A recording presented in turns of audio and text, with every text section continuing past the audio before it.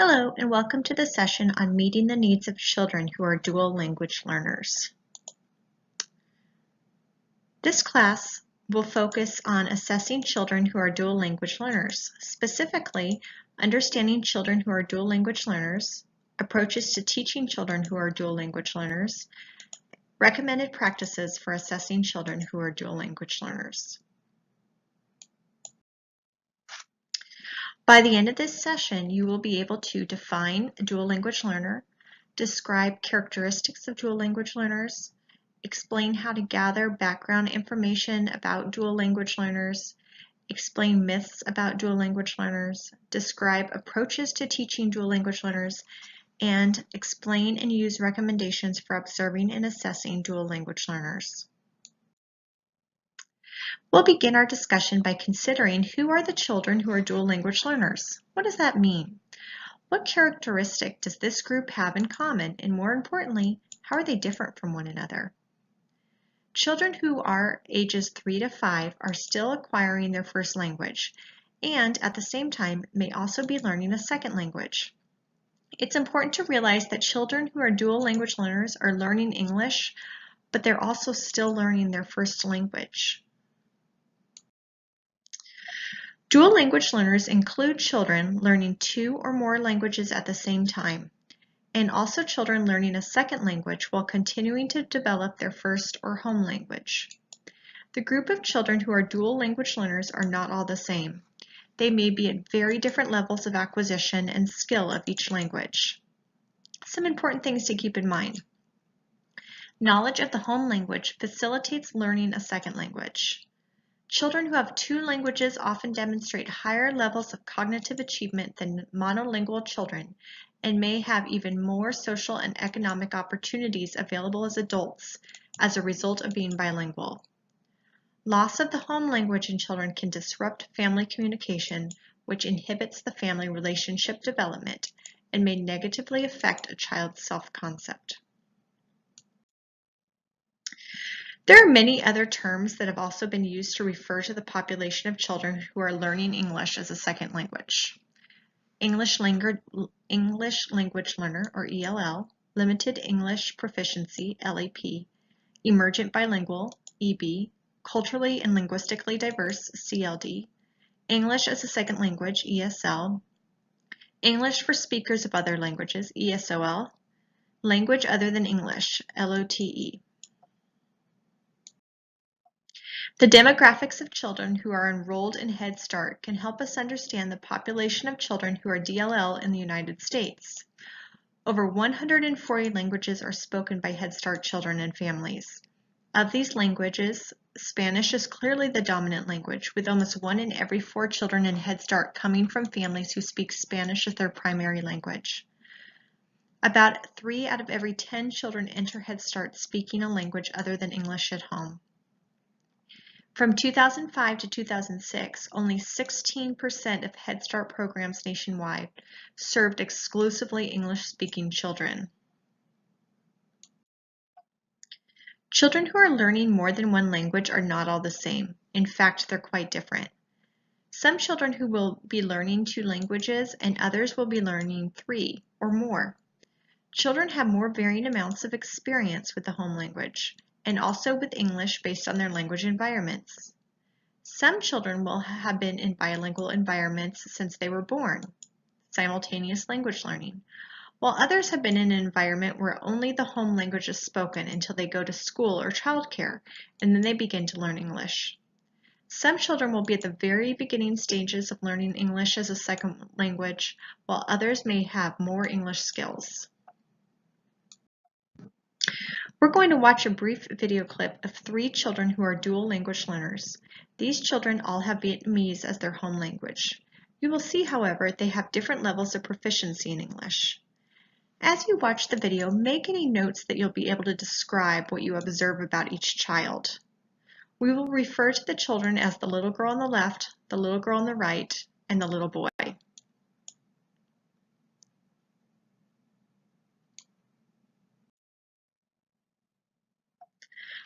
Let's take a little closer look at one way in which children who are DLL can differ. Some children may have been born into a household where there are two languages being spoken. These languages are often referred to as L1 and L2. If a child has had relatively equal experience with L1 and L2, their skills in both languages may be about the same. These children are learning two languages at the same time, referred to as simultaneous language learning. Some children may have been born into a house where only one language is spoken, L1.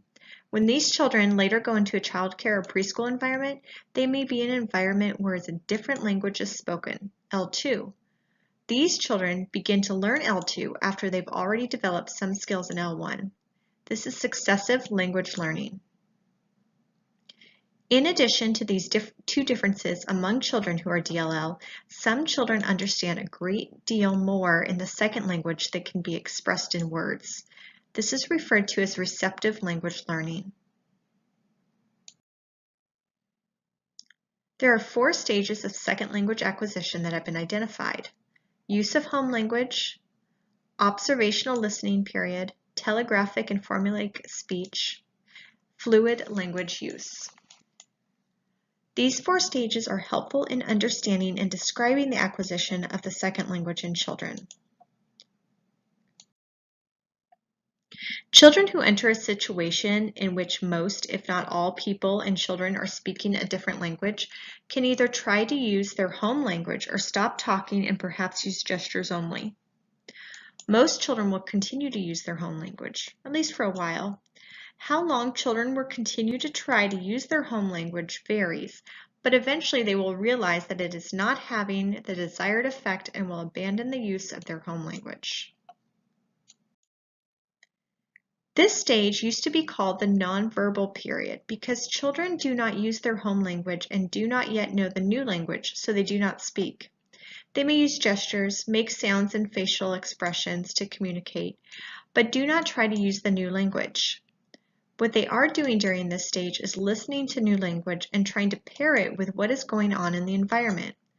This observation and listening is very important to learning a new language. So they're not just being quiet, but more importantly are observing and listening. Unfortunately, though, it is during this period that many adults begin to suspect a child has a language disability because their communication will be so different from other children. The belief that children can easily and quickly learn language reinforces this misperception. Learning a language is hard work and takes time. This period may last for 2 months or less for many children, but can last up to 6 months depending on the unique experiences and personality of the child. In this stage, children begin to use single words and word combinations in appropriate situations. They now have a mechanism for experimenting with language and learning through that experimentation. So many mistakes will be made during this phase. There are 2 primary ways that children take this first step towards learning new language use. First, telegraphic speech is the use of 1 or 2 words as the entire utterance, without functional words or grammatical markers. This is exactly what young children do when learning their first language. These basic utterances result in responses from others which help the children learn how to expand on what they've said. Formulaic speech is the use of unanalyzed combinations of words or formulas in situations in which they have observed others using them, perhaps adding one word to the basic formula that relates something specifically to the present situation. Based on the feedback they receive from people they're talking to, children can learn whether they have used the word combinations correctly. In this final stage, children can produce their own utterances rather than primarily repeating formulaic word combinations. Many mistakes will be made as children try out new combinations of words. As always, it is through trying out utterances in the new language that children will learn how to produce grammatically correct utterances. In this stage, children will learn to use both social English and academic English. Social English is informal and is used in conversations with friends and adults in everyday social situations. Academic English is more cognitively demanding and takes longer to learn. It requires the use of a larger vocabulary and longer utterances that are more complex. Interestingly, the use of a child's home language would be helpful in supporting the acquisition of academic language. Academic English takes longer to learn than social English and may take 5 to 7 years for children to become proficient. It's also important to remember that children will move through these stages of second language acquisition at different rates based on their background and experiences with both their home language and also the second language. In addition, children will progress in second language acquisition based on the experiences and support provided for language acquisition in the classroom. Helping children learn English and at the same time continue to progress in the use of their home language will require careful planning by teachers.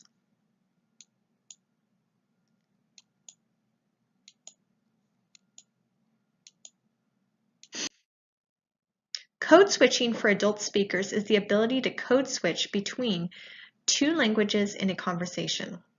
For example, it often is the use of two or more languages in the same utterance, and frequently it is because the child only knows a particular word or words in one of the languages. While some adults may think that code switching is a problem for children who are learning a second language, research has found that code switching does not interfere with language acquisition. No doubt teachers will hear code switching a lot as they work with children who are dual language learners. It's a natural part of learning a second language, even for adults. Teachers should see it as the child's attempt to communicate and experiment with a new language. This is a good thing because it provides an opportunity to engage with the child in communication.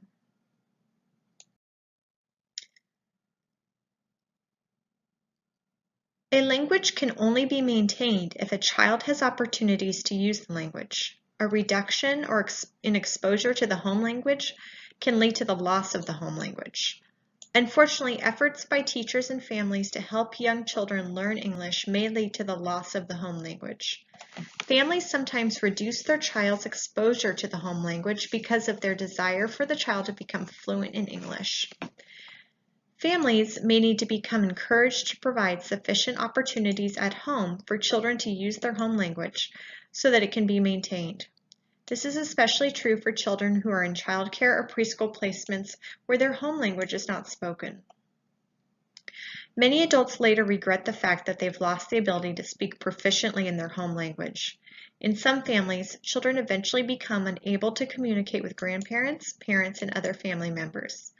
Ability to communicate in the home language and respect for those relatives who speak the home language are important goals for children who are dual language learners.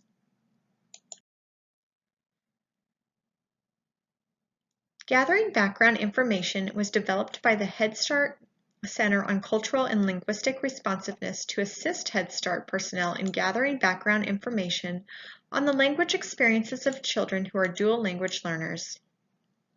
As we emphasized, dual language learners are not all the same. Understanding the language experiences the child has and the language environments that the child experiences can be very helpful in planning instruction and individualizing support. We're going to take a closer look at this document by using it to guide a discussion with families of a child who's a dual language learner. This is an example of what you will be doing a journal on for this module. You're going to complete an interview with a family of a child who is a dual language learner to be handed in, and this is found on Blackboard. Let's talk about myths about dual language learners. There's a number of myths and misunderstandings about children who are DLLs. In order to provide an early education experience that will be beneficial to young DLLs, it's important that research guides practice rather than myths.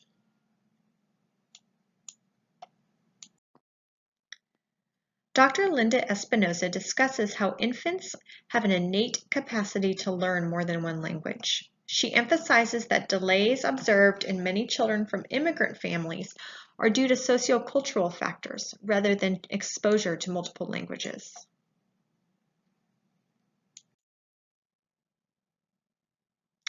In the next 3 slides, we'll present 3 myths as described by Linda Espinosa.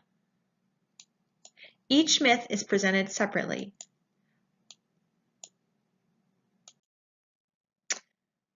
Myth 1. Learning two languages during the early childhood years will delay a child's acquisition of English. This is a myth, and think about what we have talked about already in this session. And what would be a research-based statement for practice for early childhood teachers? Myth 2. Total English immersion from preschool through third grade is the best way for a dual language learner to acquire English. Again, based on what we've talked about so far in this session, what would debunk that myth? What does the research say? And lastly, children who speak English only will have academic and language delays if they're enrolled in dual language programs. The research is very clear that that is not true. What have we learned so far in this session that would counteract that? So in this section, we're going to talk about approaches to teaching dual language learners. It's important to realize that no two classrooms with children who are dual language learners will ever be the same.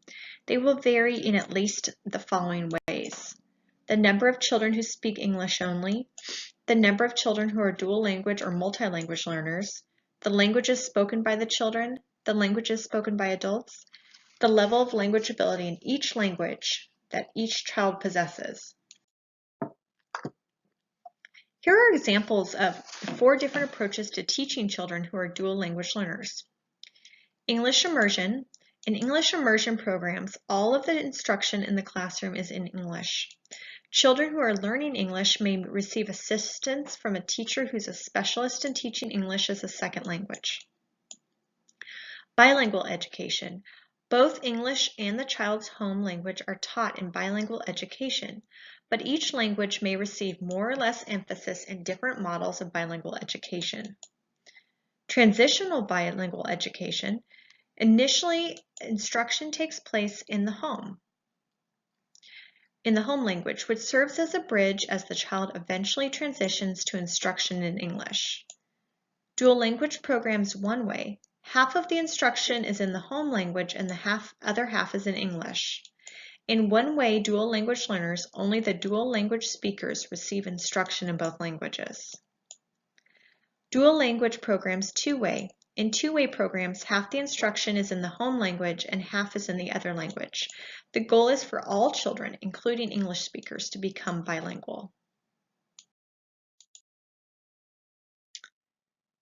The rationale for a dual language approach in Head Start programs is that children under the age of 6 are still in the process of learning the first language, their home language.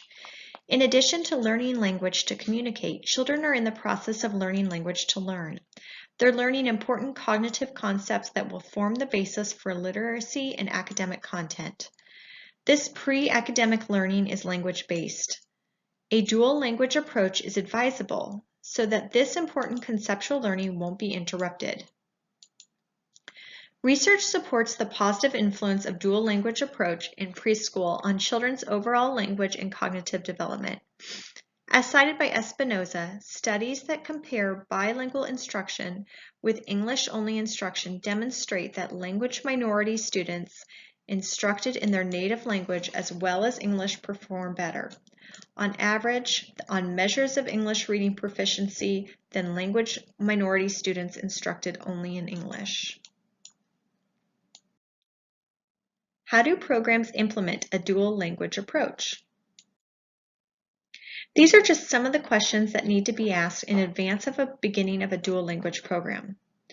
How much instructional time will be devoted to each language? For example, will it be 50-50 or 90-10? How will the division between languages be implemented?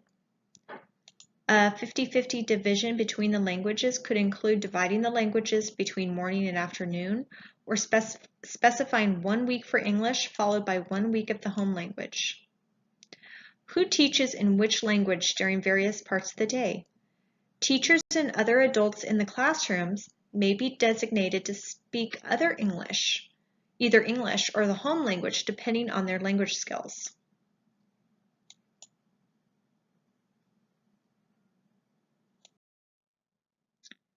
Advantages of having a language approach that is planned in advance, or a PLA, links what programs and program staff do with reasons why. It helps explain program practices to prospective parents as well as parents and community partners. It supports practical decision making, like making classroom assignments, budgeting, interviewing, and hiring. And it enables staff and families to know exactly how to support children who are dual language learners. Here we have two examples of dual language approaches that differ relative to the language spoken by adults in the classroom.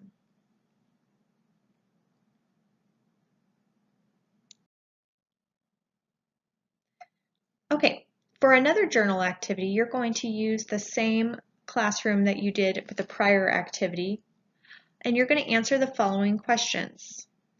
What languages will each adult speak? What will you do if there's currently no speakers of the home language in the classroom? How will instructional time be divided between languages? How will parents be encouraged to support the home language of their child? If you don't have a classroom or have never been in a classroom with a dual language approach, think about these questions in regards to what you would like in a future classroom.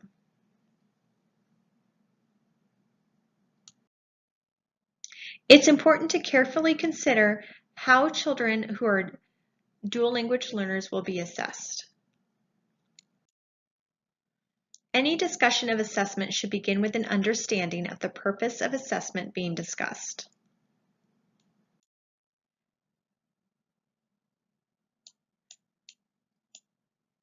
In this session, we're focused on ongoing assessment, and we talk about ongoing assessment for children who are dual language learners. As indicated in the prior slide, ongoing child assessment by the teacher in the classroom can serve two purposes: to inform teaching and to inform program evaluation. Ongoing assessment is important because it provides information about what children know and can do. The data gathered from ongoing assessment by teachers can be used to inform teaching and can also be used as a part of overall program evaluation. There's a number of options for measuring child progress. Direct assessment with an assessment instrument, and this may be preferable for the measurement of progress in English and for the home language. Observations of the child in typical routines and activities in the classroom. Checklists, parent or staff report, portfolio records, and work samples. The Head Start Early Learning Outcomes Framework includes 5 domains that should be assessed throughout the year.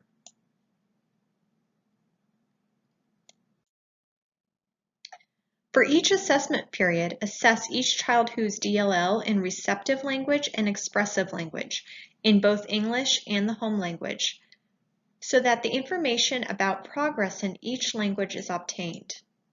Data from these assessments will inform teachers about the child's progress in the home language and also the child's progress in English. Aggregated data across each classroom and across early childhood programs will inform teachers and administrators about the progress of groups of children relative to their home languages and relative to English. For assessment in all other domain areas, gather information in both English and the home language so that credit can be given for what the child knows in either language. As skills are observed and documented by teachers across the domains that are not language development, it will be important for the teacher to be able to consider what each child knows and can express in either language. Children who are dual language learners may not be able to express everything they know in English. To ensure that each child's skills are adequately assessed, it will be important to consider both languages. If no adults in the program speak the child's home language, it may be necessary to hire an interpreter to administer a language assessment or to assist in observation of the child in the classroom and interpret what the child is saying in his or her home language. It's also important to select interpreters who are fluent in both English and the child's home language, are skillful in translating one language to another, who understand the culture, values, beliefs, traditions of the community to which the child belongs, and have a working knowledge of terms, concepts, systems, and processes that are unique to the early childhood field, including Head Start. Lastly, interpreters need to have good interpersonal skills. It'll be important for the interpreter who understands the purpose of the assessment as well as the procedures to be followed. The interpreter should work closely with the teacher or assessor as the assessment is taking place.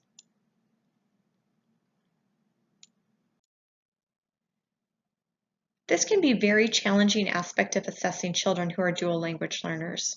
Assessment tools are simply not available in every language. Even if there's a tool in a particular language, it may not be appropriate for all children who speak that language because of possible dialect and cultural differences. Programs should try to find tools that would be appropriate for the language and language dialect and culture of the children enrolled, but this will not always be possible for all children. If no instrument is available in the child's home language, assessors may need to use observation of the child guided by a general developmental checklist and knowledge of the interpreter about early development of the language. It's important to realize that language differs greatly in grammatical constructions once children are putting 3 or 4 words together.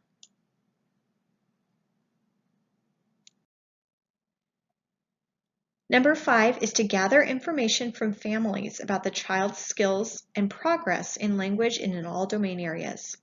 Families will have much information about the young child's progress in language and other domains. This is information that can be very useful in assessing child progress.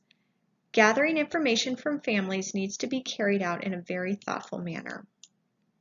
Guidelines provided by Duran and Santos for gathering information from families includes the following. Establish rapport with families. Invite families to participate in the assessment process in a manner that's comfortable with them. Share information with the family about the purpose and process of assessment. Respect the family's wishes. Respect the family's readiness to share information. As desired by the family, encourage and support participation of extended family and other community members in the assessment process. Discuss with the family their thoughts and feelings about their child learning English and maintaining their home language. Provide time and support for the family to share information about their child's development.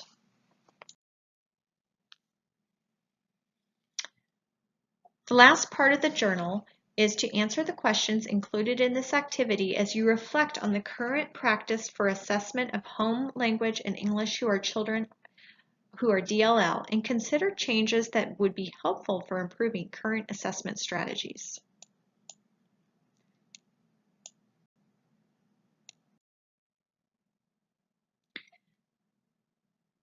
So to recap, in this session, we defined dual language learners, we described characteristics of dual language learners, we explained how to gather background information about dual language learners, we explained myths about dual language learners, we described approaches to teach dual language learners, and we explained and used recommendations for observing and assessing dual language learners.